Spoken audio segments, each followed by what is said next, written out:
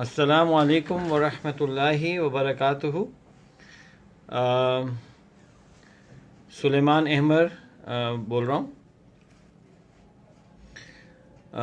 یہ سیکوینس ہے پچھلے 2-3 دن کا، جس میں ہم کچھ کویسچنز ایڈریس کر رہے تھے ریگارڈنگ کرونا وائرس۔ اور تو ایک سوال آیا تھا کہ یہ جو والدین کو ہم دیتے ہیں پیسے، تو کیا یہ صدقہ ہوتا ہے نہیں ہوتا، ایک وہ کویسچن تھا۔ ایک اور کویسچن آیا ہوا ہے کہ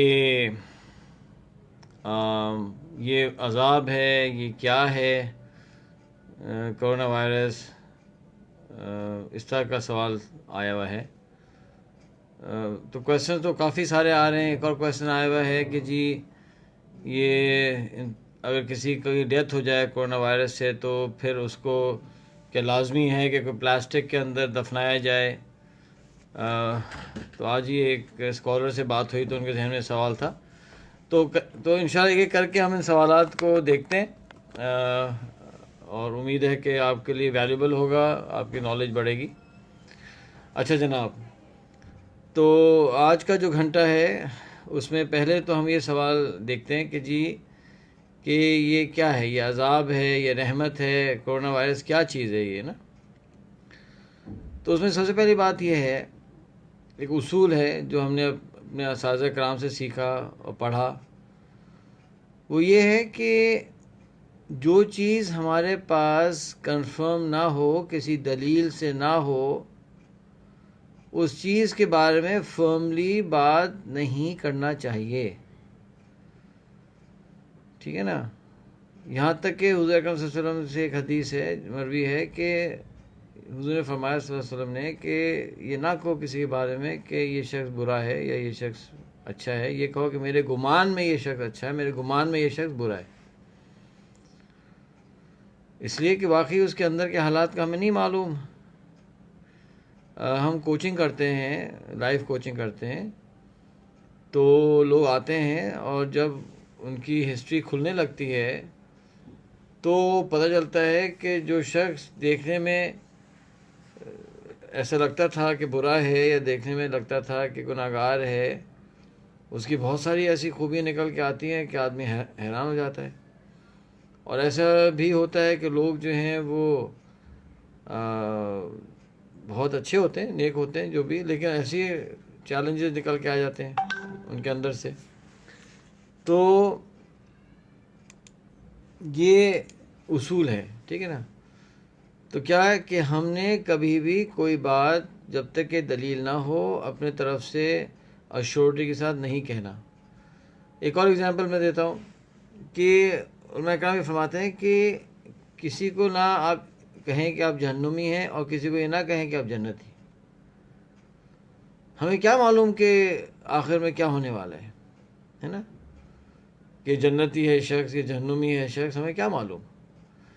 ہاں ہم یہ کہہ سکتے ہیں کہ یہ جو اعمال کر رہا ہے تو یہ اعمال جہنم میں لے جانے والے اعمال ہیں، یعنی وہ اعمال ہیں جن سے جہنم کا راستہ کی طرف جانے والے اعمال ہیں۔ کیوں؟ اس لیے کہ ہو سکتا ہے کہ موت کے وقت اللہ سبحانہ و تعالیٰ اسے ایمان دے دے، ہے نا، پاسبل ہے۔ میری ایک سالی صاحبہ جو ہیں وہ یو ایس میں ہوتی ہیں، تو انہوں نے بتایا کہ وہ جاب کرتی ہیں اولڈ ہومز میں، پینسلوینیا میں۔ تو وہ کرتی ہیں کہ اولڈ ہومز میں بڑا برا حال ہوتا ہے۔ میں بھی گیا ہوں اولڈ ہوم میں، یو ایس میں، اللہ سبحانہ وتعالیٰ حفاظت فرمائے۔ اب وہ بچے چھوڑ کے چلے جاتے ہیں، وہ ضعیف لوگ ہوتے ہیں، ان سے کوئی بات کرنے والا نہیں ہوتا، دے آر ویری لونلی۔ وہ چاہتے ہیں کہ ان سے بات کرے، وہ چاہتے ہیں کہ ان سے ایک عجیب اذیت میں بیچارے ہوتے ہیں۔ تو یہ کیا کرتی ہیں، جاتی ہیں، بات چیت کرتی ہیں، ان کا خیال رکھتی ہیں، کرتی ہیں، پھر کیا کرتی ہیں، ان سے اسلام کی بات کرنا شروع کرتی ہیں، پھر انہیں جو دین کی اور چیزیں سمجھاتی ہیں۔ لوگ سنتے ہیں کیونکہ ظاہر بات ہے ان کے پاس تو اور کوئی کام ہے نہیں۔ اور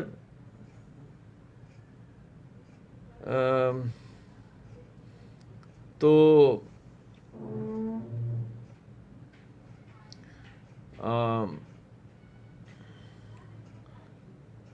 تو کبھی کبھی کیا ہوتا ہے کہ ان میں سے کچھ لوگ کلمہ پڑھ لیتے ہیں. تو بتا رہی تھیں کچھ ایسے بھی لوگ ہیں، زیادہ نہیں لیکن کچھ بیچ میں سے. تو یہ بھی ہوا ہے کہ وہ کلمہ پڑھ لیا اس ضعیف خاتون نے، اور 3 ہفتے بعد 4 ہفتے بعد انتقال ہو گیا. اب آپ یہ سوچیں کہ پوری زندگی اللہ سے دوری میں گزری، شاید گناہوں میں گزری، سمجھے نا. جب وہ خاتون جوان تھی، ہو سکتا ہے لوگ اس کو دیکھ کے کہتے ہوں دیکھو کہاں جا رہی ہے، ہو سکتا ہے کہ کلب میں بار میں جاتی ہوں، کچھ اور کام کرتی ہوں، لیکن وہاں انہوں نے کلمہ پڑھا، پیچھے سارے گناہ معاف ہو گئے. اب چند ہفتے جو رہ گئے تھے اس میں کیا کوئی گناہ ہوگا، کیا کوئی اللہ کی ناراضی کی بات ہوگی. ہو سکتا ہے کہ بہت سارے اولیاء سے وہ آگے ہو، اس لیے کہ گناہ ہی نہیں. تو ہمیں نہیں معلوم کہ اینڈ جو ہے وہ کیسے ہوگا. تو اس لیے ہمیں کوئی شور بات نہیں کرنا چاہیے، خصوصاً اللہ سبحانہ و تعالیٰ کے بارے میں تو بہت ہی احتیاط کرنی چاہیے. کہ آتا ہے نا روایت کے اندر، کوئی شخص نے کہہ دیا تھا دوسرے کو غصے میں کہ اللہ کی قسم تم جہنمی ہو، تو اس کہنے پہ جو ہے اس کی پکڑ ہو گئی. بھئی آپ کو کیا پتا کون جہنمی ہے؟ تو یہ تو ہم نہیں کہہ سکتے. تو یہ پہلا اصول ہو گیا. اب آیا نمبر 2. کرونا وائرس ایک آئی ہے مصیبت، ٹھیک ہے، ہم سب پہ، دنیا بھر کے لوگ پریشان ہیں. اب یہ کیا ہے؟ یہ چیز، یہ عذاب ہے، یہ رحمت ہے، یہ آزمائش ہے. تو آیا یہ عذاب ہے، رحمت ہے، آزمائش ہے، اس کا ڈیفینیٹ جو نالج ہے وہ اللہ سبحانہ تعالیٰ کے پاس ہے. ہم تو یعنی اندازے لگا سکتے ہیں نا یہ کیا ہے. مثال دیتا ہوں چھوٹی سی.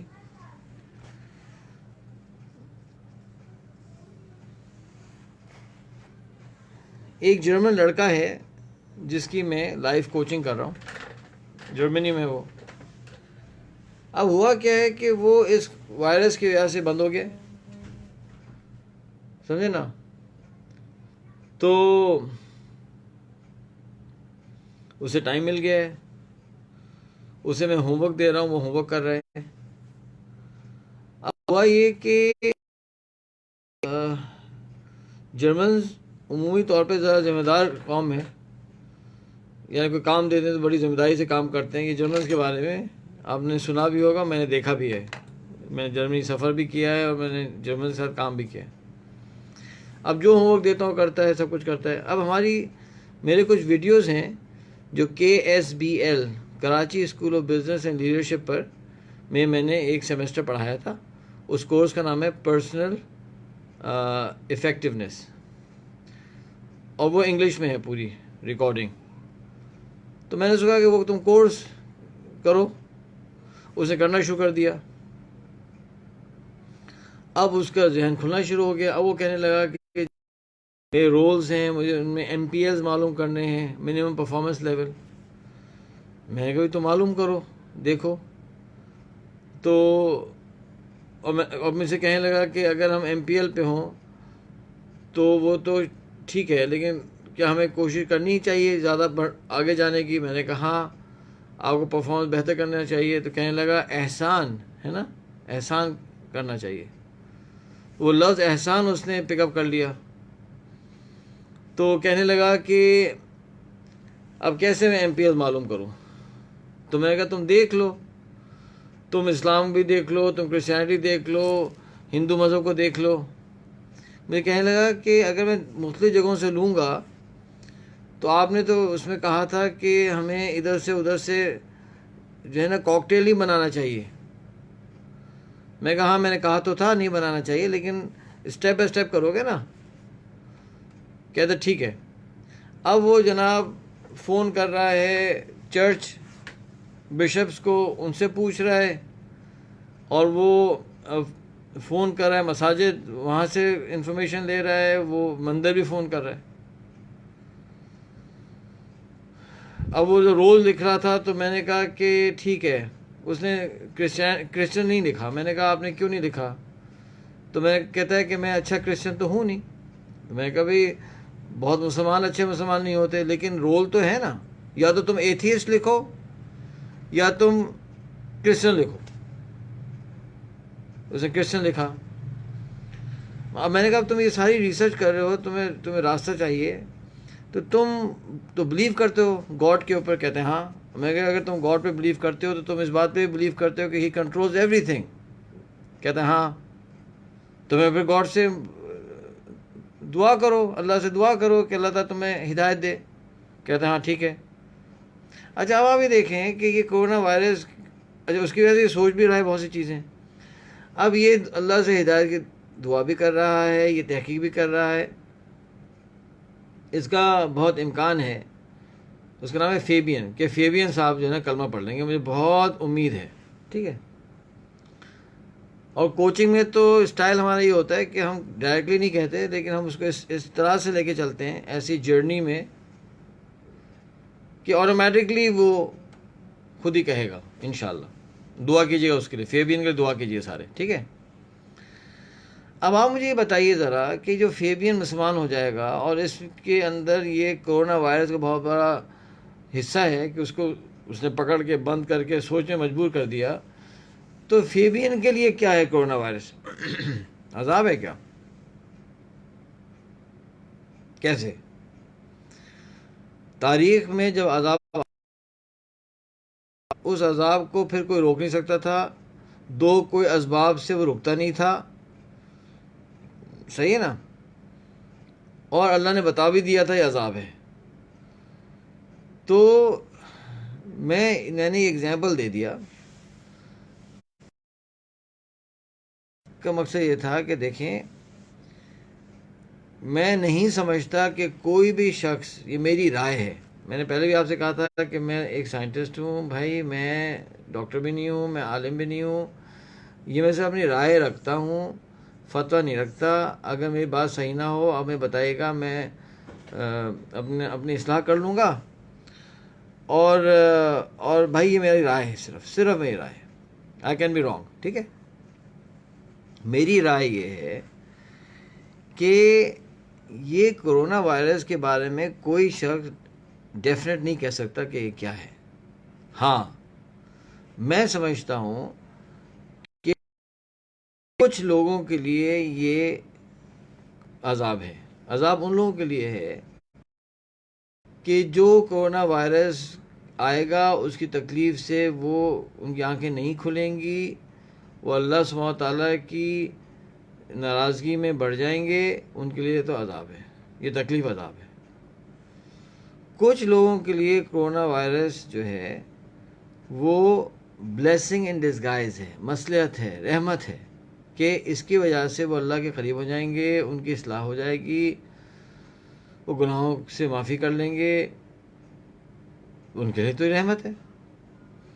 جب میں بوسنی میں تھا تو ان کے گرینڈ مفتی تھے، ان کا نام تھا مصطفیٰ سیرج.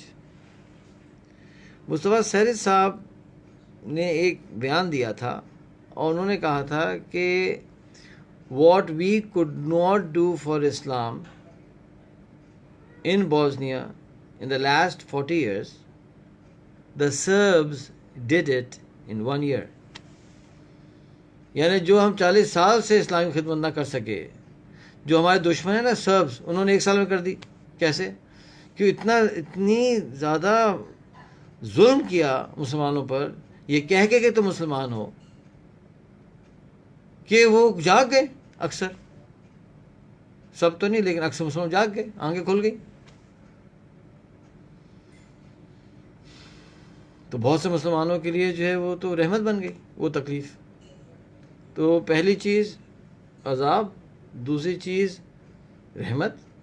اللہ سبحانہ تعالیٰ کی رحمت تو ایسے طریقوں سے آتی ہے کہ ہم سوچ نہیں سکتے. کبھی سہولت رحمت بن جاتی ہے، کبھی زحمت رحمت بن جاتی ہے. اللہ سبحانہ تعالیٰ کا نظام ایسا زبردست ہے نا بھائی. میں ایک دفعہ کوئی مسئلہ ہو گیا تھا جب میں بوسنیا میں، ہم کروشیا میں ایک کیمپ میں تھے، ریفیوجی کیمپ میں تھے. تو ایک دور کیمپ کے اندر کوئی بہت بیمار ہو گیا تھا، کوئی ریفیوجی، کوئی خاتون تھیں، کوئی سیریس ہو گیا تھا معاملہ. اب وہ کیمپ بہت دور تھا، وہاں ڈاکٹرز وغیرہ تھے نہیں. تو انہوں نے ہم سے کہا کہ جی فلانے کیمپ میں ایک ڈاکٹر ہیں تو ان کو وہاں پہنچا دیں. میں کہا ٹھیک ہے چلو. تو میں نے، شام کا وقت تھا، میں نے کہا ٹھیک ہے. اب وہ ڈاکٹر تھیں، ایک بہت سی ڈاکٹر تھیں اور ایک ان کے ساتھ ان کی کوئی اسسٹنٹ تھی. انہوں نے اپنا سامان لیا. وہ اچھا، ان کو بوسنین آتی نہیں تھی، سوری انگلش نہیں آتی تھی، مجھے بوسنین نہیں آتی تھی. تو میں نے ان سے درخواست کی، میں نے کہا بھی کوئی ایسا کوئی ہے جو انٹرپریٹ کر سکے. تو کہا کیمپ میں ایک ینگ لڑکی تھی. تو وہ اس نے کہا کہ میں چلتی ہوں، مجھے آتی ہے، انگلش آتی ہے. اب جناب بیٹھ گئے سارے. اب وہ ہم جانے لگے. تو اور ایک صاحب میرے ساتھ بیٹھ گئے جیپ میں، یہ تینوں خواتین پیچھے بیٹھ گئیں. اچھا جناب، اب جب ہم جانے لگے تو ظاہر تھوڑے تعارفات ہوئے. انہیں بڑا تجسس تھا، آپ کون ہیں، کہاں کس ملک کے ہیں، آپ کیا سعودی عربیہ کے ہیں. ظاہر وہ ان کے ذہن میں یہ ہوتا تھا کہ مسلمان عربز ہوتے ہیں سارے. ان کو میں نے بتایا کہ جی میں عرب نہیں ہوں، میں مسلمان ہوں، میں پاکستان سے ہوں. اور اچھا ہاں ٹھیک ہے، پاکستان ہم نے سنا ہے پاکستان کے بارے میں، اور آپ کیوں آئے، آپ جو ہوتا ہے شکریہ آپ آئے ہمیں ہیلپ کر رہے ہیں. خیر جو باتیں ہو رہی تھی وہ، اچھا وہ انٹرپریٹر جو تھی نا لڑکی، وہ کر رہی تھی ساری. اچھا جب سفر تھا 1.5 گھنٹے کا تھا شاید، یاد نہیں مجھے ایگزیکٹلی، اندھیرا بھی تھا. اصل میں وہاں وہ روڈ جو تھی نا وہ پہاڑی سڑک تھی. تو میں زیادہ فوکس کرنا چاہ رہا تھا ڈرائیونگ کے اوپر.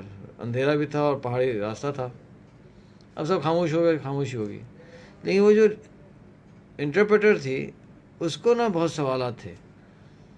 تو 2-4 سوال پوچھتے رہی کیونکہ اس کو انگلش بھی آتی تھی. اس نے کیا کیا کہ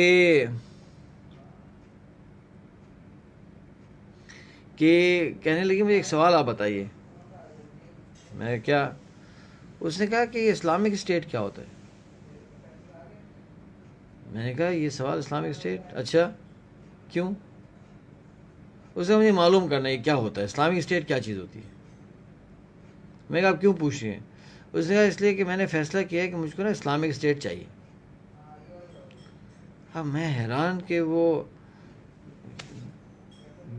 جینز اور شرٹ اور بالکل ویسٹرن کپڑوں میں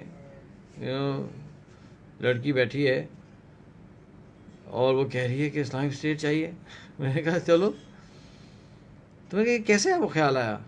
اس نے کہا کہ جب سربز آئے، انہوں نے اٹیک کیا، ہمارے علاقے میں آئے، قتل و غارت ہوا، ظلم ہوا، تو یہی کہتے تھے کہ ہم آپ کو نہیں زندہ رہنے دیں گے کیونکہ آپ کو اسلامک اسٹیٹ چاہیے اس لیے.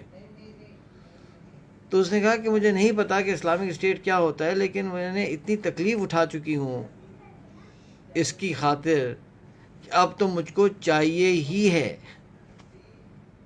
مجھے اب یہ چاہیے. ٹھیک ہے نا. تو یہ تھی جو میں بات آپ کے سامنے رکھنا چاہا تھا. تو کیا ہو گیا؟ عذاب ہو سکتا ہے، اللہ ہماری حفاظت فرمائے. یہ ایک بلیسنگ ہو سکتی ہے. تھرڈ کیا ہے کہ یہ ایک آزمائش ہو سکتی ہے سب کے لیے، کہ کیا اس آزمائش میں ہم اللہ سبحانہ تعالیٰ کی طرف جا رہے ہیں یا ہم اللہ سبحانہ تعالیٰ سے دور جا رہے ہیں. ایک امتحان ہے. تو یہ 3 چیزیں ہو سکتی ہیں. اور میرے استاد بولتے ہیں کہ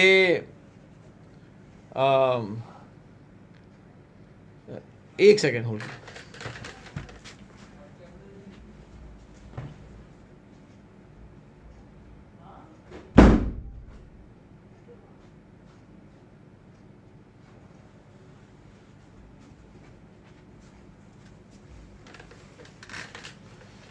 اچھا تو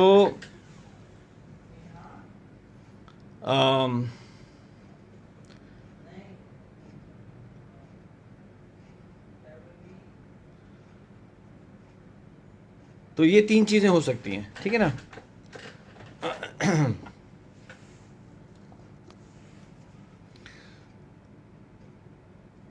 اب جو پوائنٹ ہے جو میں آپ کے ساتھ شیئر کرنا چاہتا ہوں یہ ہے کہ کرنا کیا ہے.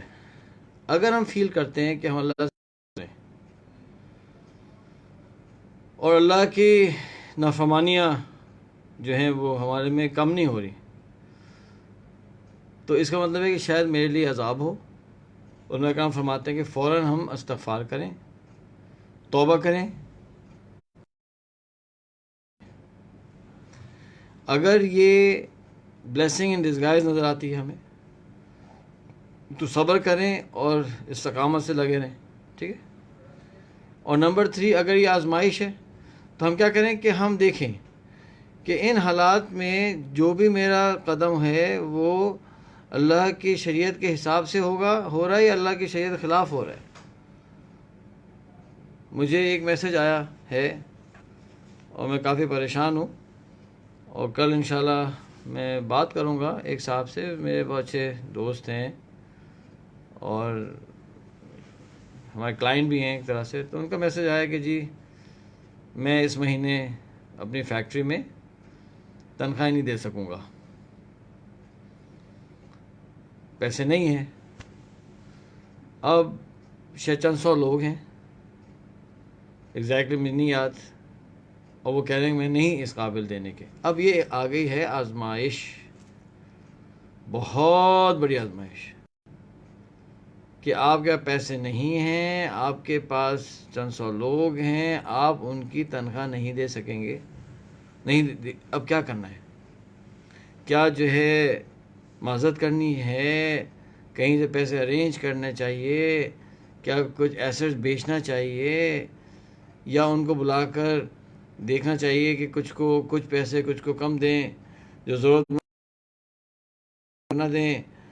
کیا کریں؟ حالات بھی ایسے ہی ہیں. اب سب کو معلوم ہے پاکستان میں بہت رئیس لوگ نہیں رہتے، اور جو ہے لوگ سفر کریں گے. مجھے کال آئی ایک صاحب کی، وہ اسلام آباد میں، میں بہت اچھی طرح جانتا ہوں، ایک ینگ آدمی ہے، فیملی ہے، اور کچھ دنوں سے جاب لیس بھی تھا، کسی ہوٹل میں کام کرتا تھا، جاب لیس تھا، اور سفید پوش آدمی ہے. تو اس نے کہا کہ سلمان صاحب میرے گھر میں راشن نہیں ہے، میں کسی کو کہہ نہیں سکتا ہوں، میں آپ سے درخواست کر رہا ہوں، آپ اگر دیکھ سکیں کچھ دیکھ لیں. آپ ان کی بیگم صاحبہ جو ہیں وہ ایک بہت بڑے اسکالر ہیں، ان کی بھتیجی ہیں اور خود عالمہ بھی ہیں، 2 یا 3 بچے ہیں گھر میں. آپ کیا کہیں گے؟ یعنی اور اس نے فون بھی شروع میں نہیں کیا، اس نے فون تو اب کیا. اس کا مطلب یہ ہے کہ اب فاقہ شروع ہو چکا ہوگا، گھر میں پکانے کے لیے نہیں ہوگا. اس نے اسلام آباد سے کال کی. اللہ کا احسان تھا کہ تھوڑا بہت اماؤنٹ تھا تو ہم نے بھجوا دیا، شکر اللہ کا. میں تو کہتا ہوں اللہ نے ہمیں موقع دے دیا. لیکن میں سمجھتا ہوں کہ وہ جو کال آئی ہے نا، اس کا تو جو امتحان ہے وہ تو ہے، لیکن وہ سلیمان احمد کے لیے بھی ایک امتحان ہے وہ کال، کہ ہاؤ ڈو آئی رسپونڈ. تو زمانہ ویسی زندگی کا ہر موڑ آزمائش کا ہوتا ہے، یہ بھی آزمائش ہے. اللہ کے احکامات دیکھ لیں کیا ہیں، ان کو دیکھ کے چلیں، انشاءاللہ اس آزمائش سے نکل آئیں گے، ہماری ترقی ہو جائے گی. ہاں میری آزمائش بہت چھوٹی تھی، اللہ کا احسان ہے. اللہ سبحانہ تعالیٰ سے کبھی آزمائش نہیں مانگنا چاہیے. بہت چھوٹی آزمائش تھی. ایک صاحب کی کال آئی تھی، ہمارے دوست صاحب کو اللہ تعالیٰ استقامت دے، کہ چند سو لوگ اب ان کے دروازہ کھٹکھٹائیں گے نا، وہ بھی مجبور ہیں اور ان کی بھی مجبوری ہے. صحیح نا؟ تو یہ تھا پہلا سوال کا جواب. میں سمجھتا ہوں اتنا کافی ہے. اگر مزید آپ کو کوئی سوالات ہوں، مزید کوئی کویشچن ہو تو آپ مجھے واٹس ایپ کر دیجیے گا، اور کرتے ہیں لوگ ماشاءاللہ، تو ہم ان کو دیکھ لیں گے. ٹھیک ہے. اب ہم آ جاتے ہیں دوسرے والے پوائنٹ کی طرف. اچھا جناب، دوسرا پوائنٹ یہ تھا، جو سوال تھا کہ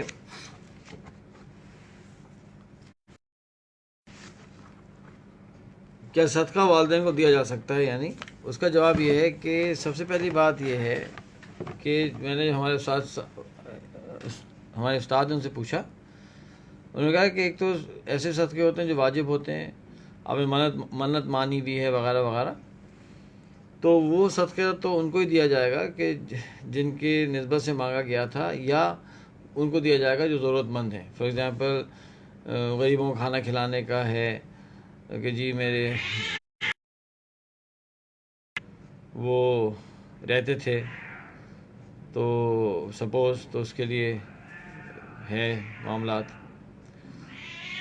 تو صدقہ واجبہ ہے وہ نا. ایک ہوتا ہے نفلی صدقہ، ہے نا، جو ہم دیتے ہیں لوگوں کو. معذرت، یہ بلیاں لڑ رہی ہیں، اللہ تعالیٰ ان کو ہدایت دے، آمین. اور صبر کرنا پڑے گا. اچھا جناب، تو جو نفل صدقہ ہے، انہوں نے فرمایا کہ وہ صدقہ تو ہم کسی کو بھی دے سکتے ہیں، اور اس میں ہمیں چاہیے کہ ہم انہیں دیں جو کہ ہمارے جو ضرورت مند ہوں، ان کو دیا جائے تو زیادہ بہتر ہے. اور اگر والدین ضرورت مند ہیں تو سب سے پہلے وہ حقدار ہیں ہمارے نفلی صدقے کے، اس کا اجر بھی زیادہ ہے اور حقدار بھی ہیں. اگر وہ نہیں ہے ضرورت مند تو آپ ان کو ہدیہ دے دیں. جب والدین کو ہدیہ دیا جائے گا تو اس کا بھی اجر صدقے سے کے برابر اجر ہوگا. تو اگر ضرورت مند ہیں تو صدقے جو مال دیں گے وہ صدقہ ہو جائے گا، اور وہ بہت بہترین صدقہ ہے، سب سے بہترین صدقہ ہے والدین کو. اگر وہ ضرورت مند نہیں ہے فائنینشلی تو وہ ہدیہ ہو جائے گا. اچھا، ضروری تھوڑی ہے کہ پیسے اس لیے دیے جائیں کہ سامنے والا ضرورت مند ہو. پیسے کسی کے دل جوئی کے لیے بھی دیے جاتے ہیں، کسی کو خوش کرنے کے لیے بھی دیے جاتے ہیں، کسی کو بہت سہولت دینے کے لیے بھی دیے جاتے ہیں. تو ہمیں اپنے والدین کے اوپر خرچ کرنا چاہیے. یہ سوال تھا، یہ اس کا جواب ہے. مزید اگر آپ کو تفصیل جاننا چاہتے ہوں تو آپ علماء کرام سے رجوع کریں. اگر آپ کو علماء کرام کا نہیں ہے کوئی کانٹیکٹ، مجھے واٹس ایپ کر دیجیے گا، تو میں کوئی منجھے ہوئے اسکالرز جو ہیں، جو ہمارے جاننے والے ہیں، ان کا نمبر دے دوں گا. آپ ڈائریکٹلی ان سے بات کر کے، آپ مزید کوئی سوال ہے تو اس کو وہ کر لیجیے گا، حل کر لیجیے گا. اب ایک بات میں نے سوچی تھی، آپ سے شیئر کروں گا.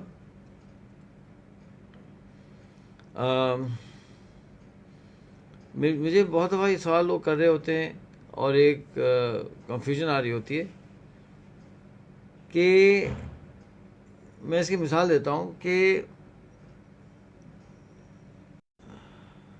یہ ہم سب کو معلوم ہے، اکثر کو معلوم ہونا چاہیے وہ ہے کہ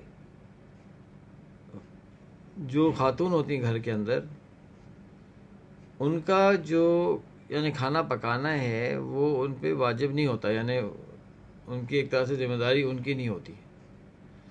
یہ ذمہ داری جو ہے وہ مرد کی ہوتی ہے.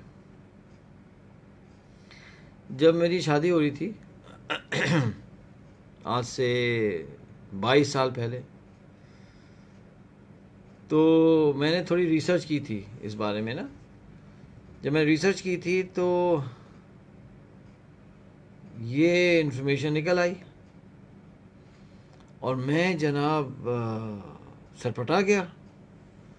پتہ یہ چلا کہ جو مرد کو گھر میں پروویژن دینا ہے، گھر میں جو ہے وہ نفقہ دینا ہے، کھانا دینا ہے، وہ ایڈیبل فارم میں ہونا چاہیے.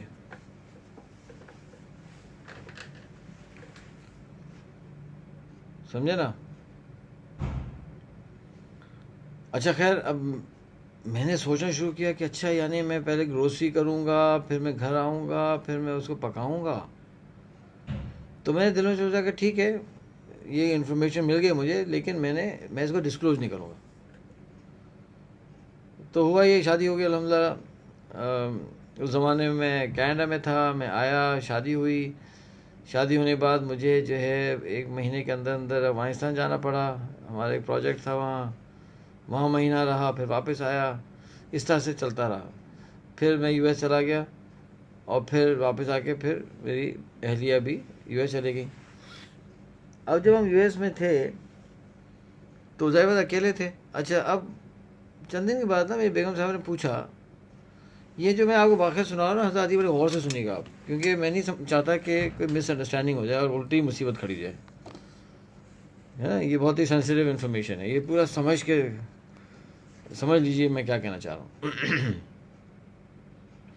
اب ہوا یہ کہ چند دن کے بعد، 1-2 ہفتے کے بعد شاید، یا 3 ہفتے، I don't remember, but early in the time, میری بیگم صاحبہ نے مجھ سے کہا کہ ایک سوال پوچھنا چاہتی ہوں۔ تو میں نے پوچھیں، یعنی کہ کبھی ایسا ہوتا ہے کھانا لیٹ ہو جاتا ہے یا نہیں ہوتا، یا لیٹ ہو جاتا ہے، تاخیر ہو جاتی ہے، تو آپ مائنڈ نہیں کرتے؟ تو میں نے کہا کہ ہاں، کہ یار آپ اتنی محنت کر رہی ہیں، یا تو کام کرنے والے بھی نہیں ہیں، کوئی ماسی بھی نہیں ہے، تو کہ ہاں وہ بات تو ٹھیک ہے، لیکن ہمارے گھر والوں نے تو مجھے بتایا تھا، میرے گھر والوں نے بتایا تھا کہ آپ کھانے کے معاملے میں بہت کیئرفل رہے گا، ہوتے ہیں اور مرد بہت زیادہ اس کو مائنڈ کرتے ہیں، ہے نا۔ تو آپ کیوں نہیں مائنڈ کرتے؟ میں نے کہا مائنڈ کرتے ہوں گے مرد، میں نہیں کرتا مائنڈ، کہا کہ نہیں، آپ مجھے بتائیں، آپ مجھے بتائیں، آپ مجھے بتائیں، آپ مجھے بتائیں۔ اچھا، تو خیر میں تو بہت ہی کہتے ہیں نا کہ حکمت سے میں کوشش کرتا رہا، اس کو ٹالتا رہا، بات جھوٹ بھی نہیں بول سکتے، اور جناب وہ کیا کہتے ہیں، لیکن ساری خواتین ایسی نہیں ہوتی ہوں گی، لیکن کچھ مرد بھی اور کچھ خواتین بھی تھوڑا سا پرسسٹنٹ ہوتے ہیں نا، مطلب کوئی سوال کریں گے تو پھر کرتے چلے جائیں گے۔ بہت سے مرد ایسے ہوتے ہیں، بہت سی عورتیں بھی ایسی ہوتی ہوں گی، تو شاید ہماری اہلیہ شاید ان خواتین میں تھیں۔ تو اتنا انہوں نے پش کیا کہ مجھے بتانا ہی پڑ گیا، میں بتا دیا۔ وہ جو میں نے بتایا تو او مائی گاڈ، وہاں تو عید ہو گئی۔ اچھا، ہاں، ٹھیک ہے۔ اب جناب ہر دوسرے تیسرے دن فون آ رہا ہے جناب، جو میں آفس آتا تھا، آج میں تھکی بھی ہوں، یا کوئی ہے موڈ نہیں تھا، کچھ بھی تھا، کوئی ریزن ہوتا تھا، تو آپ پلیز جو ہے نا وہ برگر کنگ سے لے آئیں کوئی سینڈوچز، کبھی آپ میکڈونلڈ سے کچھ لے آئیں، اور وہاں جو ہے اور بھی تھے نا، پیزا ہٹ تھا۔ اب مشکل یہ تھی، چھوٹے سے ٹاؤن میں ہم رہتے تھے، سبب تھا شکاگو سے باہر نا، اور چھوٹے سے ٹاؤن کی دوسری مصیبت یہ ہوتی ہے کہ ہر چیز قریب قریب ہوتی ہے۔ یہ بھی نہیں کہہ سکتے دور ہے یار، ابھی تو بہت ٹائم لگے گا، یہ بھی نہیں کہہ سکتے، ہر چیز ہی قریب ہے۔ تو میرا بجٹ بڑھ گیا مہینے کا، اور میں سوچتا تھا شروع میں کہ یار کہاں پھنس گیا یار، لیکن جب چند سال گزر گئے تو پھر مجھے حکمت سمجھ آئی اللہ سبحانہ وتعالیٰ کی، وہ حکمت تھی، اور بھی بہت سی حکمتیں ہوں گی، کہ جب بھی میرے گھر میں کھانا پکتا ہے تو میں اس کو اپنی آنی سمجھتا ہوں،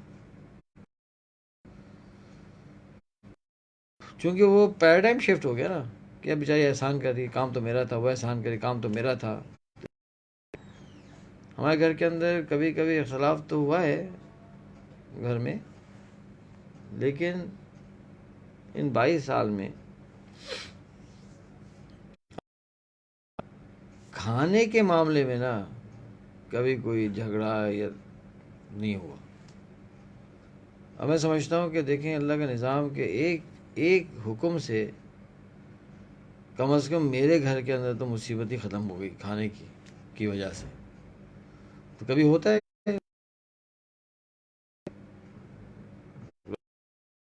بچوں نے تنگ کیا، ماشاءاللہ آپ کو معلوم ہے میرے ماشاءاللہ غزے بس سے اللہ بچائے 11 بچے ہیں ابھی تک، تو ظاہر بات ہے گھروں میں بہت سے کام ہوتے ہیں. اب وہ نہیں کیا تو نہیں, صبح اٹھے ناشتہ نہیں ہے تو کوئی بات نہیں, خود دوری اٹھا لی, تھوڑا سا پینٹ بٹر لگا لیا اور کھا لیا, اور ختم. اور کھانا تو ویسے ہی کم کھانا چاہیے. اب یہ جو میں نے کہانی سنائی ہے یہ کیوں, یہ اس لیے سنائی ہے کہ ایک ہوتا ہے فتویٰ اور ایک ہوتا ہے تقوی. فتوے کا مطلب یہ ہوتا ہے کہ رول کیا ہے, باٹم لائن کیا ہے, اور تقوی یہ ہوتا ہے کہ ہم اللہ کو راضی کرنے کے لیے, اللہ سے ڈرتے ہوئے ہم کیا اسٹیپ اور اٹھانا چاہتے ہیں. ٹھیک ہے, میں مثال دیتا ہوں. ایک استاد جا رہے تھے, ایک شاگرد تھے ان کے ساتھ. شاگرد کے کپڑوں میں تھوڑی سی نجاست گر گئی. استاد سے جا کے شاگرد نے پوچھا کہ یہ اس میں نماز ہو جائے گی؟ استاد نے دیکھا یوں کر کے کپڑے کو, بہت تھوڑی سی تھی, کہا کہ ہو جائے گی. نماز پڑھ لی انہوں نے.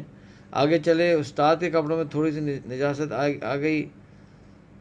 وہ گئے, کپڑے دھوئے, اور پھر جو ہے انہوں نے نماز پڑھی. شاگرد نے کہا کہ حضرت آپ نے تو کہا تھا کہ نماز تو ہو جائے گی, تو آپ نے کیوں کپڑے دھوئے؟ تو انہوں نے کہا کہ جو میں نے آپ کو کہا تھا نا, اور جو میں نے کیا ہے وہ تقوی ہے. اس لیے اللہ سبحانہ و تعالیٰ کے سامنے اتنے بڑے بادشاہ کہ اچھا لگتا ہے ایسے کپڑوں میں نجاست کے ساتھ کھڑے ہوتے ہوئے, اچھا لگتا ہے. یہ کیا ہے؟ تقوی ہے. یہ کہا جاتا ہے, مجھے چونکہ اس کا ریفرنس نہیں پتہ اس واقعے کا, لیکن ایک واقعہ کہا جاتا ہے کہ عمر رضی اللہ تعالیٰ عنہ فرمایا کرتے تھے کہ اگر آپ کی وہ ہے, زمین ہے اور اس کی باؤنڈری ہے, تو آپ اپنے جانوروں کو باؤنڈری کے قریب مت چرائیں, اس لیے کہ اس بات کا اندیشہ ہے کہ کہیں وہ ادھر نہ چلیں دوسری طرف. اب آ کے اگر آپ فتویٰ لینا چاہیں گے تو فتویٰ یہ کہے گا کہ باؤنڈری, چونکہ یہ زمین پوری آپ کی ہے تو زمین پہ جانوروں کو چرانے کی اجازت ہے. فتویٰ یہ کہے گا. لیکن تقویٰ کیا کہے گا؟ Keep on this side. یہ تقویٰ ہے. ایک حدیث میں نے پڑھی تھی کہ حضور اکرم صلی اللہ علیہ وسلم نے فرمایا کہ تقویٰ یہ ہے کہ انسان حرام کے ڈر سے کچھ ایسی چیزوں کو بھی ترک کر دے جو حلال ہیں. ٹھیک ہے, یہ کیا ہوا؟ فتویٰ تقویٰ.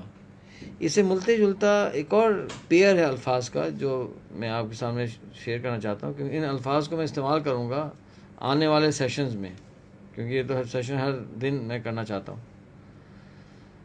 وہ ہے رخصت اور عزیمت. رخصت اور عزیمت بڑے ٹیکنیکل ٹرمز ہیں, تو میں اس کی تفصیل میں نہیں جاؤں گا, لیکن میں بالکل سرفیس ڈیفینیشن دے دوں گا. دو راستے ہیں. ایک راستہ, یہ والا راستہ جو ہے یہ مشکل راستہ ہے, یہ آسان راستہ ہے. مشکل راستے میں ثواب زیادہ ہے, آسان راستے میں ثواب کم ہے, دونوں کی اجازت ہے. ایسی سچویشن میں مشکل راستہ لینا کیا ہے؟ عظمت ہے. اور آسان راستہ لینا کیا ہے؟ رخصت. اور جہاں اللہ سبحانہ وتعالیٰ نے رخصت دی ہوئی ہے تو انسان رخصت لے سکتا ہے, اس میں کوئی مسئلہ نہیں ہے. لیکن جو زیادہ اجر کمانا چاہتا ہے, جو زیادہ بڑا کام کرنا چاہتا ہے, تو وہ کیا کرے کہ وہ عزیمت کا راستہ لے سکتا ہے. ایک دو مثالیں دے دیتا ہوں. افغانستان میں جہاد ہو رہا ہے, ٹھیک ہے, اس میں کوئی شک نہیں ہے. اب جو افغانستان میں بہت سے لوگ ہیں ان کے لیے تو وہ فرض عین ہے, چلو بھی, لیکن ہمارے اوپر فرض عین نہیں ہے, فرض کفایہ ہے نا. اب ایک شخص یہ کہتا ہے کہ میں نہیں جانا چاہتا وہاں, میں بزی ہوں, کوئی اور کام کر رہا ہوں, تو اس کو کیا کہیں گے ہم؟ رخصت. اور ایک شخص کہتا ہے میں جانا چاہتا ہوں, تو ٹھیک ہے, عزیمت کا راستہ ہے. جہاد میں جائیں گے، شہادت کا موقع ہے، غازی ہوں گے. تو افغانستان کے اندر تو پاکستان کے لوگوں نے بہت قربانیاں دیں، گئے ہیں، ابھی بھی ہیں، ہے نا. جب میں کندھار میں ہوا کرتا تھا 2001 میں، بہت انٹرسٹنگ ہوتی تھی کہانی. جی فلانا شعبہ ہے، اس کے سینئر ڈائریکٹر ہیں یا اس کے مسئول ہیں ملا فلانا. میں جاتا تھا ملنے، کبھی کوئی کام ہوتا تھا. اب گئے جی، جو ہمارا گائنیکالوجی وارڈ تھا نا، تو کبھی کبھی جو ڈفرینٹ محکمے تھے ان سے وہ کرنا پڑتا تھا، کیا کہتے ہیں، انٹریکشن. تو پتا چلتا تھا کہ جی وہ ملا جو ہیں وہ اسلم جو ہیں، جب ملاقات ہونے کے بعد پتا چلتا تھا کہ ملا اسلم تو یار وہ بہادر آباد کے ہیں. وہ ملا اسلم بن گئے ہیں، پاکستانی ہیں، لیکن they're part of that movement. ایسا ہوتا تھا. تو یہ رخصت اور عزیمت کا فرق ہے. ہمارے ایک دوست ہیں، وہ اب تو خیر بہت دنوں سے میرا نہیں ان سے رابطہ رہا. تو وہ ایئر فورس سے وہ ریٹائر ہوئے تھے، بزنس سیٹ اپ کیا تھا، ڈوئنگ پریٹی ویل، اچھا چل رہا تھا بزنس. اور انہوں نے اور بہت ارلی انہوں نے وہ لے لیا تھا ریٹائرمنٹ. اور very young man at that time. تو ان کی اہلیہ بھی تھیں، سب فیملی بھی تھی. انہوں نے دوسری شادی کی. مجھے پتہ چلا، پھر میں ملاقات ہوئی. میں کہا چلے مبارک ہو بھائی، آپ نے ماشاء اللہ دوسری شادی کی، کون ہے خاتون وغیرہ پوچھتے ہیں کون سی فیملی کیا.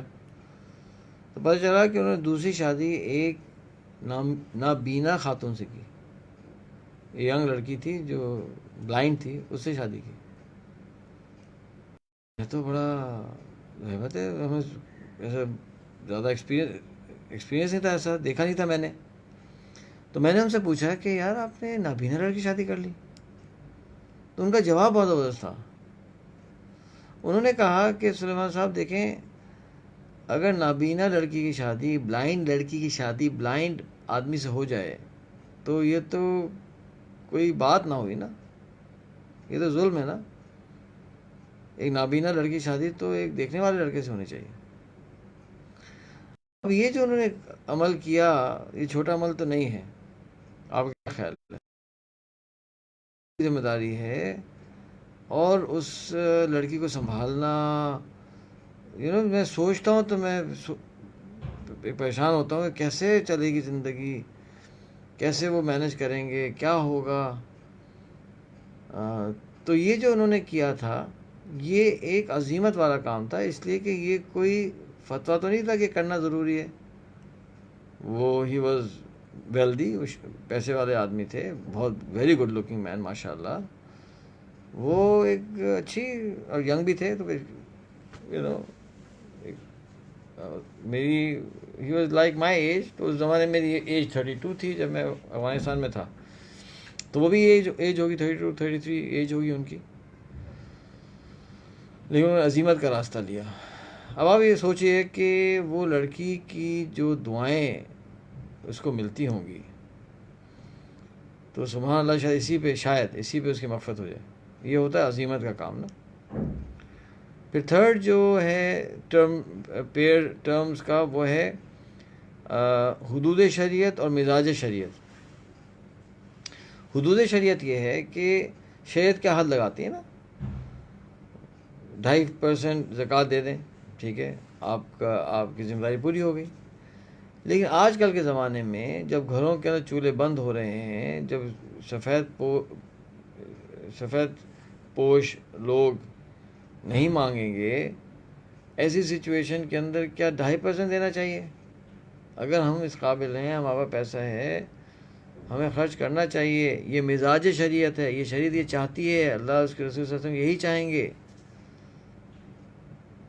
تو ہمیں دیکھنا پڑتا ہے کہ ہم کہاں کھڑے ہوئے ہیں. کیا ہم فتویٰ پہ، رخصت پہ اور جو ہے حدود پہ کھڑے ہوئے ہیں شریعت کے، یا ہم اس طرف ہیں عزیمت پر، تقوی پر، اور مزاج شریعت کے اوپر؟ یہ ٹرمز کلیئر ہوگی بھائی؟ اب میں آپ کو بتاتا ہوں کہ جو خواتین ہماری گھر میں کھانا پکاتی ہیں، یہ عزیمت کا راستہ ہے ماشاءاللہ، اس کا انہیں اجر ملتا ہے. یہ لوگ شوہروں کی عزت انہیں ملتی ہے، کیونکہ بہت زیادہ پریکٹیکل نہیں ہوتا نا، یعنی مشکل ہو، پریکٹیکل تو ہوتا ہے، مشکل ہوتا ہے. وہ بیچارہ آئے گا گھر تھکا ہوا ہوگا، تو لڑکی پکا دے گی تو شوہر کے لیے سہولت ہو جائے گی، ہے نا. تو وہ عزیمت کا راستہ ہے. اور رخصت یہ ہے کہ نہ پکائے، شوہر کو کہے کہ تم پکاؤ، ہے نا. تو اس لیے جو ہے ہمیں یہ دیکھنا پڑے گا اپنی زندگی کے اندر کہ ہم کہاں کھڑے ہوئے ہیں. یہ بات کلیئر ہو گئی نا؟ تو اب میں جو یہ ساری ٹرمز کرنے کے بعد بتانا چاہتا ہوں وہ یہ ہے کہ ہمارے جو علماء کرام ہیں وہ یہ کہتے ہیں کہ دین جب یعنی زوال پہ ہوتا ہے تو اس کو اٹھانے کے لیے جو ہے نا وہ رخصت سے نہیں اٹھتا، وہ عزیمت کے راستے سے اٹھتا ہے. جو لوگ دنیا میں ترقی کرتے ہیں، آخرت میں ترقی کرتے ہیں، ہے نا، وہ عزیمت والے لوگ ہوتے ہیں. رخصت والے لوگ نہیں اتنی ترقی کرتے. حدود شریعت پہ رہنے والے لوگ اتنی ترقی نہیں کرتے، وہ تو مزاج شریعت کو دیکھنے والے لوگ ترقی کرتے ہیں. تو آج جو کرونا وائرس کا ہمارے پاس آیا ہوا ہے چیلنج، اس وقت اب رخصت کا ٹائم نہیں ہے، یہ عزیمت کا ٹائم ہے. یہ ہم سے عزیمت ڈیمانڈ کر رہا ہے. ٹھیک ہے، ہم عزیمت پہ نہیں آئیں گے تو شاید گناہ گار نہ ہوں، لیکن ڈیمانڈ سچویشن عزیمت کو کرتی ہے. وہ صاحب جن کی فیکٹری میں اب وہ نہیں دے سکیں گے تنخواہ، انہیں دیکھنا چاہیے کہ اگر ان کے پاس کوئی ایسٹس ہیں، کوئی زمین ہے، کوئی سیونگز ہیں، ایون ٹو دا پوائنٹ کہ اگر وہ بورو کر سکتے ہیں تو انہیں کرنا چاہیے اور ان لوگوں کو سنبھالنا چاہیے. یہ لوگ جائیں گے، ان کو کوئی قرضہ بھی شاید نہ دے سکے گا بھائی. ان کا ایک مقام ہوگا سوسائٹی میں، ہے مقام، ان کو شاید کوئی لون بھی دے دے گا، نوئنگ کہ وہ واپس بھی کر دیں گے انشاءاللہ ایک دن. تو یہ ایک عزیمت والا وہ ہے. ایک واقعہ میں سناؤں گا اور ہم یہ والا ڈسکشن راؤنڈ اپ کر دیں گے. اور میں چاہتا ہوں کہ آپ بہت غور سے واقعہ سنیں کہ اچھا، پہلے میں نے سوچا تھا نہیں سناؤ، میں نے کبھی اس طرح سے پلیٹ فارم میں سنایا نہیں ہے، لیکن اب میں سوچ رہا ہوں کہ سنا دوں بھائی. اگر آپ میں سے کسی ایک کو بھی فائدہ ہو گیا نا تو میرا کام ہو جائے گا انشاءاللہ. تو وہ یہ تھا واقعہ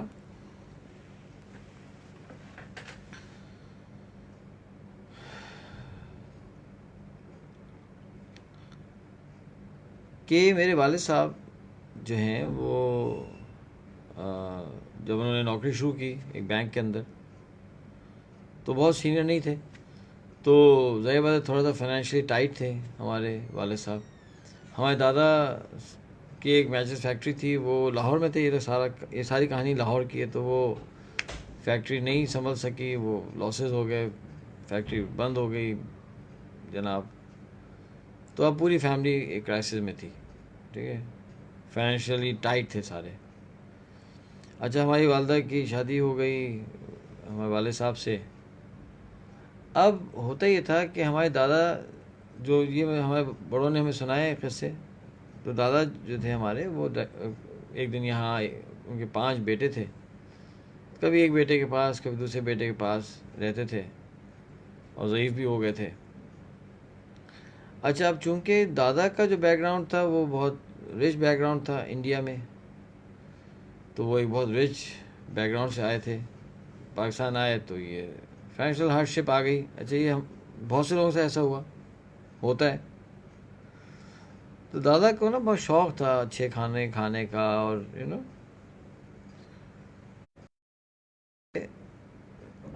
وہ کرتے تھے بہو سے. اچھا ہمارے والدہ صاحبہ کی اس وقت ایج تھی 20 سال کی ایج تھی. اب آپ سوچیں 20 سال کی ایک لڑکی ہے نا، تو اب تو ہمارے بچے 20 سال زیادہ کی عمر کے ہو گئے. تو ہماری امی کیا کرتی تھیں کہ وہ والد صاحب کو بتائے بغیر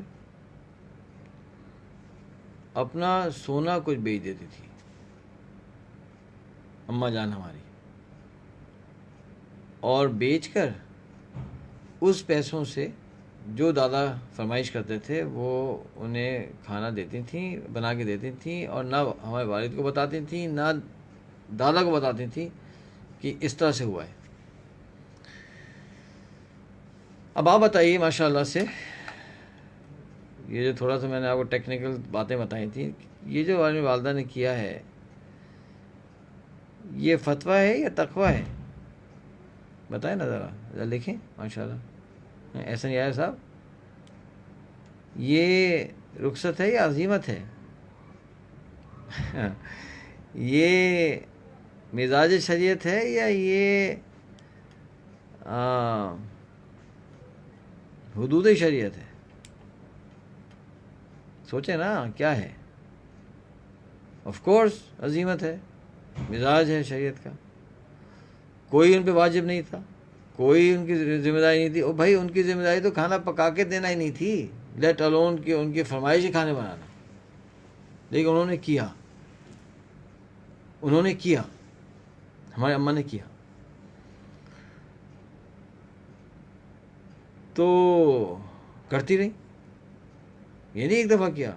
شی did it, she continue to do it. مطلب وہ شی میڈ شور کہ ہمارے دادا ہمارے گھر جب آئیں گے تو وہ کمفرٹیبل ہوں گے، ان کو کوئی مسئلہ نہیں ہونا چاہیے، نہ چیزوں میں نہ کھانے میں.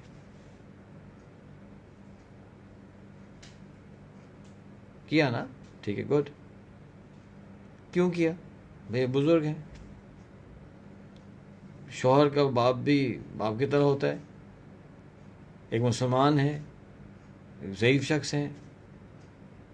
دین تو ہمارا یہی چاہے گا نا، یہی محبت، یہی ہوگا نا.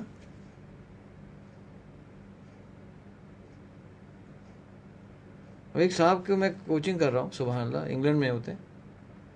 انہوں نے شادی کی ایک آئرش خاتون سے،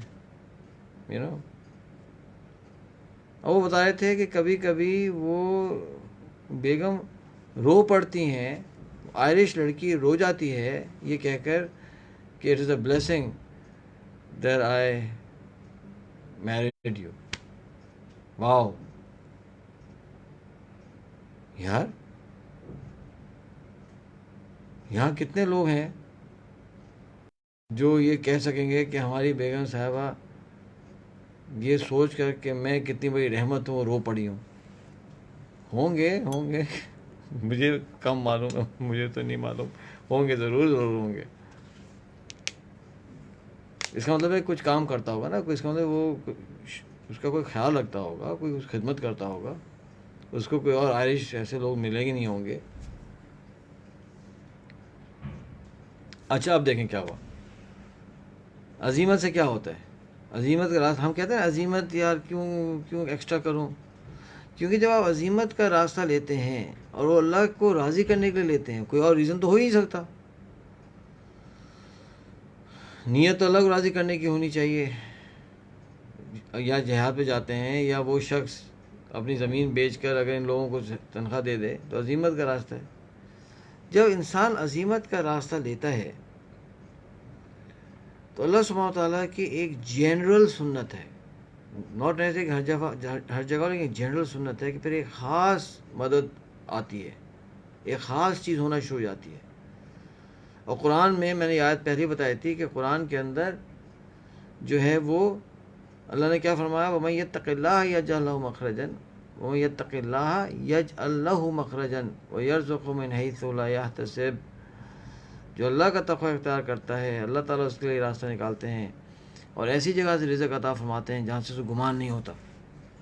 اس کا مطلب یہ ہے کہ اللہ سبحانہ و تعالیٰ قرآن میں ہمیں بتا رہے ہیں کہ تقوی والوں کے ساتھ، عزیمت والوں کے ساتھ میری ایک خاص جو ہے وہ ہیلپ ہوگی، جو کہ اسباب کے فریم ورک سے ہٹ کر ہوگی. یعنی ایک طرح سے اللہ سبحانہ وتعالیٰ یہ انڈیکیشن دے رہے ہیں میری رائے میں کہ میں عزیمت والوں کے ساتھ اب میں نیسری نہیں ہے کہ میں اسباب کے ریل میں رہ کر کام کروں گا، بلکہ میں اسباب کے ریل سے الگ ہو کر کام کروں گا. کہ انہوں نے بھی تو ایک باؤنڈری سے ہٹ کر کام شروع کیا، تو ٹھیک ہے میں بھی الگ کروں گا. اچھا دیکھیں سر، میرا کمٹمنٹ تھا 1 گھنٹے کا، تو آپ کریں گے یہ کہ جن لوگوں کو آگے کام ہے کچھ ہے تو یو آر فری ٹو لیو. ٹھیک ہے، میں اس کو کمپلیٹ کرنا چاہتا ہوں. چند منٹ اور لگیں گے، اور انہوں کتنے منٹ لگیں گے؟ 10-15 منٹ زیادہ لگیں گے. تو جو لوگ وہ ہیں تو آپ جا سکتے ہیں. یہ ریکارڈنگ ہو رہی ہے، تو یہاں سے جو چھوڑا تھا کل آپ یہیں سے کور کر لیجیے گا. ٹھیک ہے، میں اس کو بیچ میں نہیں چھوڑنا چاہ رہا. اچھا جناب، یعنی ابھی تک تو حدود بیان تھا، اب آگے مزاج بیان شروع ہو رہا ہے. یعنی اب ہم کراس کر رہے ہیں ٹو عظیمت اس بیان کے اندر، اس ٹاک کے اندر بھی. ایسا مائنڈ نہ کریں. اب ہوا کیا، اب سنیں ہوا کیا. یہ بڑی پرسنل کہانی ہے، مطلب تھوڑا سا انکمفرٹیبل ہوتا ہوں پرسنل کہانیاں سنانے کے لیے، لیکن میں سوچتا ہوں کہ یار پرسنل کہانی کا نا امپیکٹ زیادہ ہوتا ہے. اللہ سبحانہ تعالیٰ آپ کو بینیفٹ دے دے. ہوا کیا، یہ تو چلتا رہا. اچھا جناب، ہم سب سے بڑے بیٹے ہیں، اللہ کے فضل سے ہم پیدا ہو گئے. پیدا ہونے کے بعد میں بہت سخت بیمار ہو گیا، بیمار رہنے لگا. 1 ڈاکٹر 2 ڈاکٹر پریشان، سمجھے نا. تو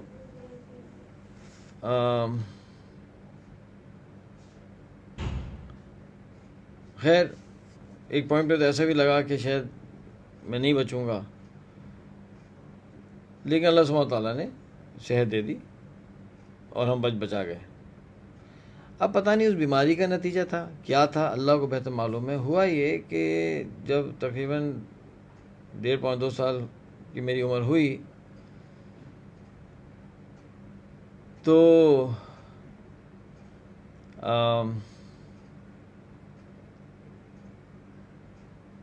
ایک کامنٹ آیا بڑا مزیدار، مزہ بھی ضروری ہے. دیکھیں بات اصل میں یہ ہے، میں بیچ میں رک رہا ہوں، کہ بہت دفعہ مشقت ہوتی ہے عزیمت کے راستے میں، لیکن کبھی کبھی اس میں اللہ سبحانہ تعالیٰ لطف بھی رکھتے ہیں. ضروری نہیں کہ عزیمت کے راستے میں جو مشقت ہوگی تو لطف نہیں ہوگا. ٹھیک ہے. اچھا تو ہوا یہ، واپس آ رہا ہوں کہانی پہ. میری اہلیہ بہت ناراض ہوتی ہیں جب بیچ میں سے ادھر ادھر ہو جاتا ہوں نا میں. تو ہوا یہ کہ جب میں 2.5 سال کا ہوا تقریباً، تو اس عمر میں بچے بولنا شروع کرتے تھے تھوڑا بہت. اچھا ہم بولے ہی نا، بالکل کوئی بات ہی نہیں. اب لوگ پریشان، کوئی بات نہیں کوئی بات نہیں کوئی بات نہیں. تو پہلے تو لوگوں کو ہوا کہ یار شاید نا یہ ہیئرنگ کا پرابلم ہو گیا. تو کرتے کیا تھے، ایسے کرتے تھے، جیسے کرتے تھے ہم پلٹ کے دیکھتے تھے. تو سن تو رہا ہے بچہ، بولتا کیوں نہیں ہے. ایسا تو نہیں کہ ہیئرنگ صحیح ہے لیکن کوئی زبان میں کوئی ایشو ہے، بول نہیں سک رہا، بول نہیں پاتا. اب وہ سب فیملی پریشان، اماں پریشان، ابا پریشان، دادا. اچھا دادا کا یہ ہوا کہ چونکہ ہماری امی اتنی کرتی تھی نا خدمت، اب وہ دادا جو ہے وہ ٹک گئے. وہ کہتے میں نہیں جاتا، میں تو یہیں رہوں گا. اب واقعی جو ہے بلاتے رہتے تھے ہمارے چچا تایا، وہ کہتے نہیں میں یہیں رہوں گا. جاتے تھے ایک دن میں آ جاتے تھے، یعنی کم ٹائم رہ کے آ جاتے تھے. وہ زیادہ ٹائم ہمارے پاس گزارنے لگے تھے دادا ہمارے. اچھا جناب، اب ہوا یہ کہ بچہ نہیں بول رہا. تو دادا نے کیا کیا کہ دعا کرنا شروع کی. چونکہ دادا کو جو ہے ہماری والدہ نے ایسا ماشاء اللہ خدمت کی، he got attached to this family and he was very attached to me, because وہ بہو جو خدمت کر رہی ہے اس کا بچہ جو ہے وہ زیادہ وہ اٹیچمنٹ ہوتی ہے. ہیومن سائیکالوجی ایسی ہے. اب وہ میں پڑھاتا تھا لمز میں، تو ایک لڑکا تھا میری کلاس کے اندر اور ایک کلاس میں بچی بھی تھی ماشاءاللہ، اور وہ دونوں بڑے دیندار بھی ہو گئے اللہ کے فضل سے. پھر لڑکے نے کہا میں شادی کراتے ہیں اس خاتون سے. میں نے کہا اوکے. اب وہ ہم نے ہاتھ پیر مارے اور شادی ہو گئی. اب ظاہر کی شادیاں ہو گئیں. اب وہ چونکہ اس وقت اسٹوڈنٹس تھے میرے، اب شادی بھی میں نے کروا دی ہے. اب ان کا بچہ بھی ہو گیا ماشاءاللہ، بہت پیارا سا کیوٹ سا. For some reason I am extremely attach to that little child. اس لیے وہ ایک ہسٹری ہے نا ان پیرنٹس کی.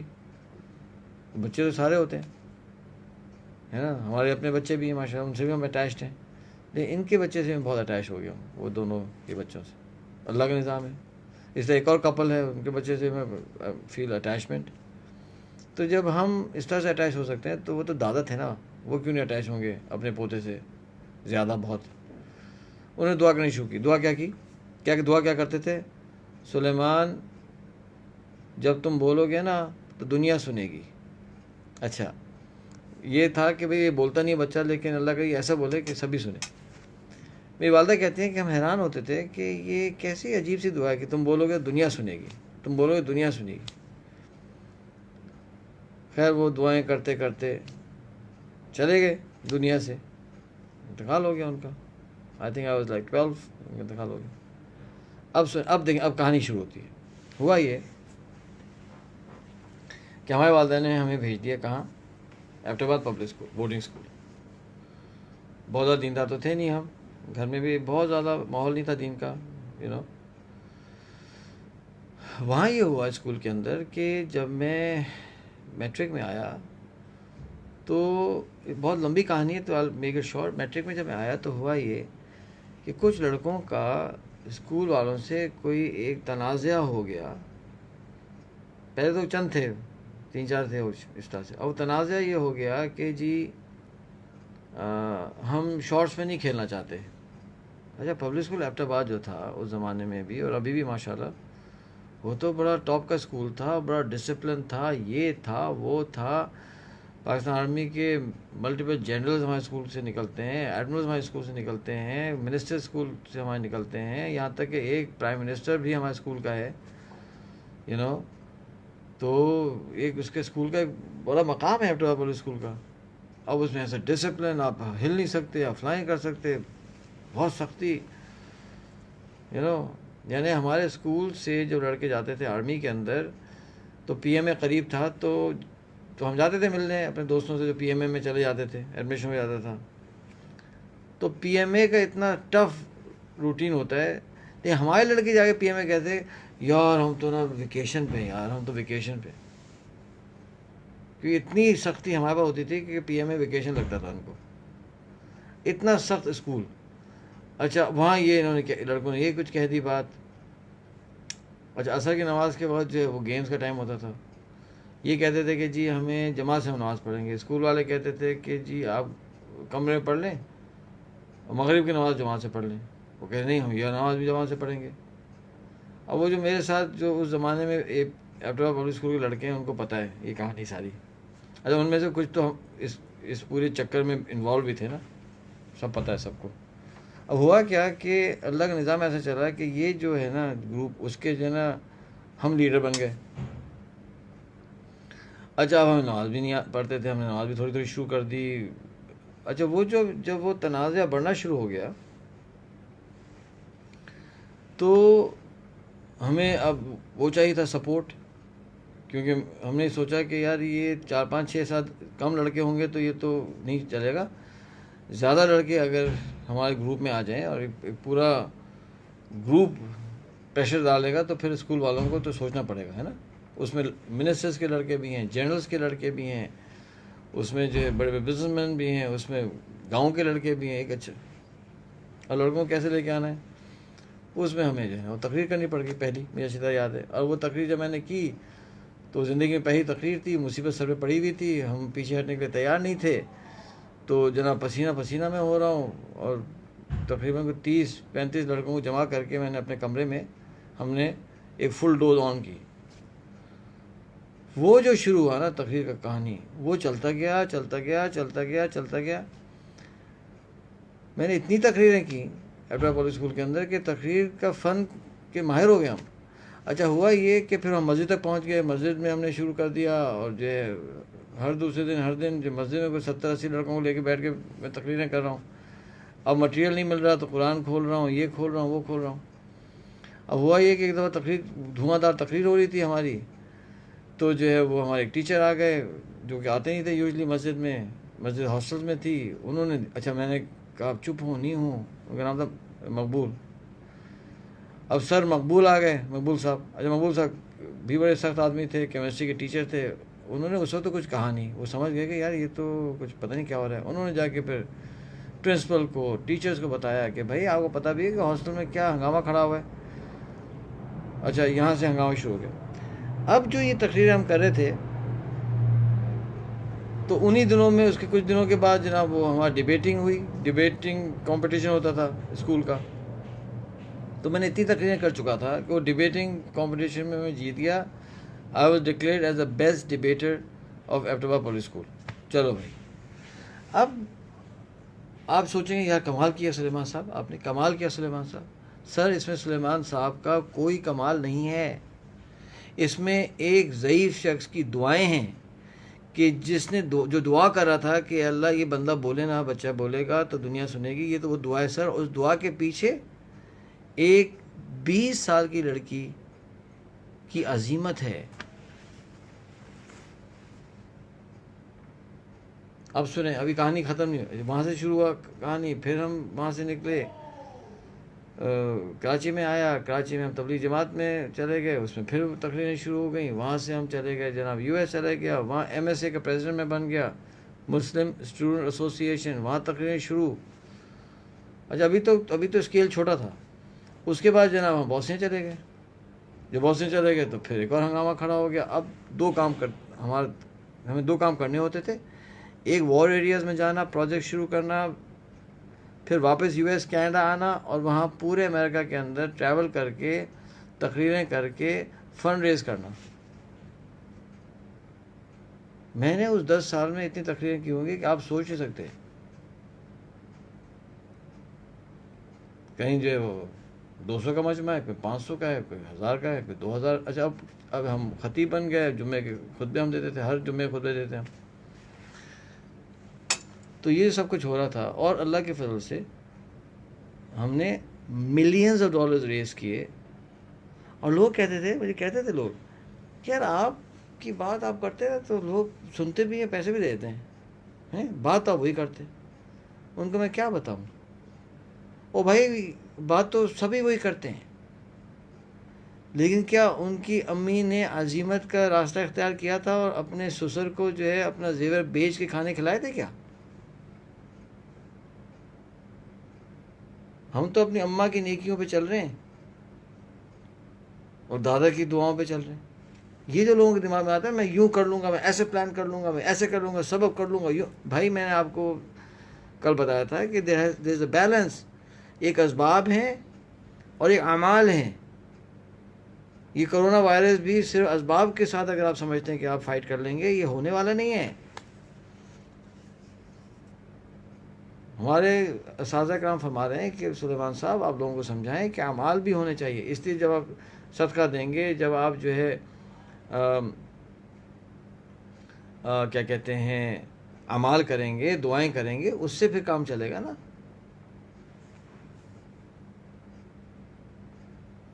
پھر کیا ہوا ایک دفعہ میں نے جو ہے وہ مجھے کہیں انوائٹ کیا انہوں نے اور کہا کہ کوئی بات کریں. اب بات کہہ رہے ہیں کہ جی آپ جہاد پہ بات کریں. میں نے ان کو اتنا سمجھایا کہ بھائی میں جہاد پہ بات نہیں کر سکتا, میں عالم نہیں ہوں, میں کیسے بات کروں گا جہاد کے اوپر یار. اب بوسنیا چیچنیا میں بات کرا نہیں جہاد پہ کریں جہاد پہ کریں. تو میں نے ایک ٹاک دے دی, جہاد دا مس انڈرسٹوڈ ورڈ.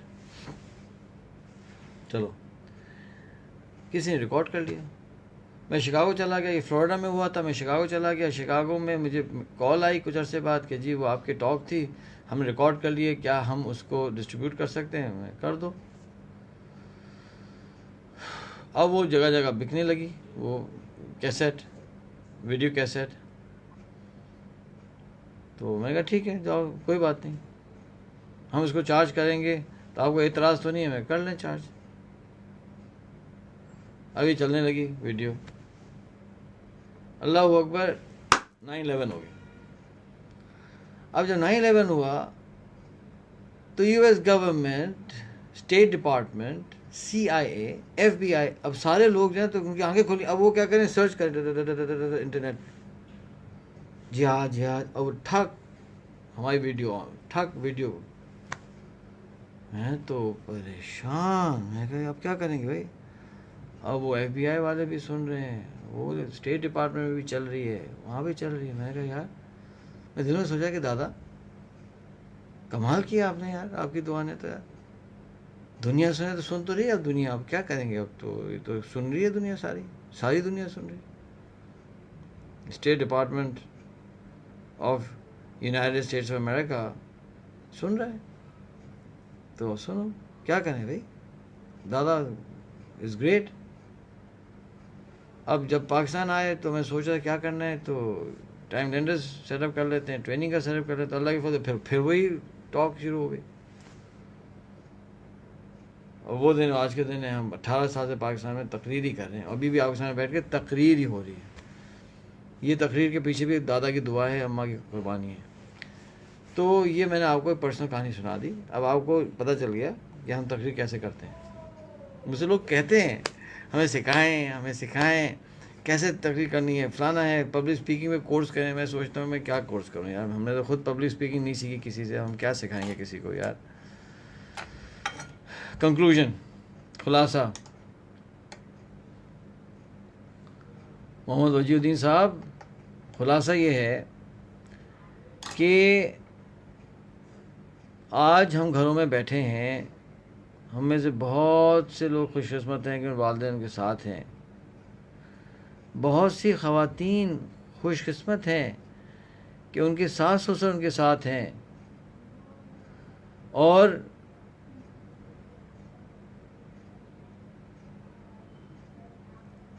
بہت سے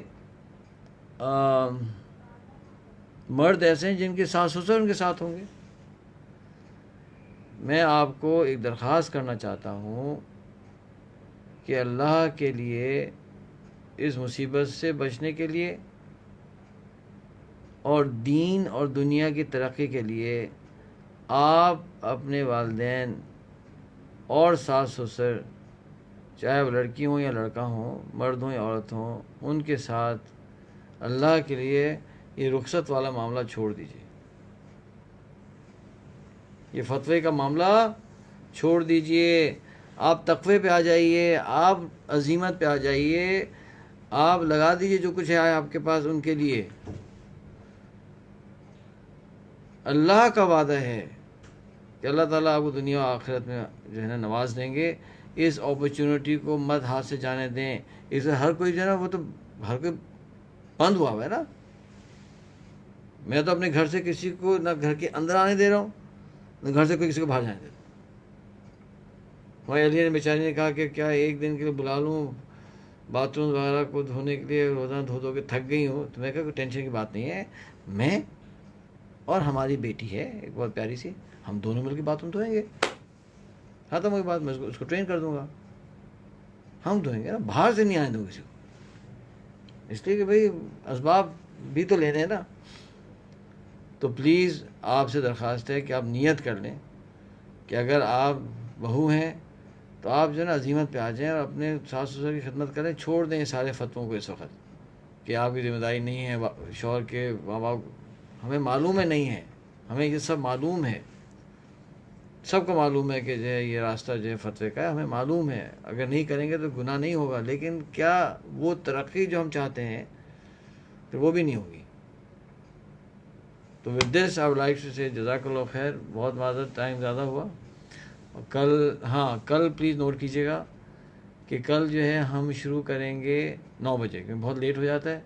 کل 9 سے 10 ہم انشاءاللہ یہ کریں گے, ٹاک کریں گے, اور 2-3 بڑے امپورٹنٹ پوائنٹس ہیں وہ انشاءاللہ ہم آپ کے ساتھ کل ڈسکس کریں گے. السلام علیکم ورحمۃ اللہ وبرکاتہ.